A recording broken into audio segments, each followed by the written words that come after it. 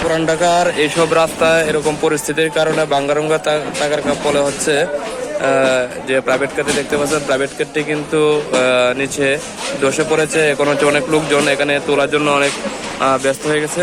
আসলে বেশিরভাগ পুরান ঢাকার যে জায়গাগুলো আছে, রাস্তাগুলো রয়েছে, এগুলো বেশিরভাগ ভাঙ্গা থাকার কারণে এবং বৃষ্টির দিনে অনেক বৃষ্টিপাত হওয়ার কারণে হচ্ছে রাস্তাগুলো একদম নর্মাল হয়ে যাচ্ছে।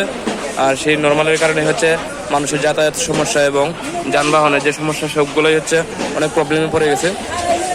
আপনারা দেখতে পাচ্ছেন যে রমজানের দিনে কিন্তু এই রাস্তাঘাটে এরকম সমস্যা থাকার কারণে কিন্তু একটা গাড়ি এখানে ধসে পড়ার কারণে হচ্ছে প্রায় ওই দিক পিছনে কিন্তু অনেক জ্যাম লেগে আছে। তারপরও ওই পিছনে কিন্তু অনেক দূর পর্যন্ত আপনারা দেখতে পারবেন যে জ্যামে পড়ে আছে গাড়ি, রিক্সা এবং অন্যান্য যে আপনারা যে নর্মাল যে রাস্তাগুলোতে এবং ফুটপাতে যে গাড়িগুলো চলে, বিশেষ করে রিক্সা, ভ্যান, এগুলো গাড়ি হচ্ছে জ্যামে পড়ে আটকে আছে।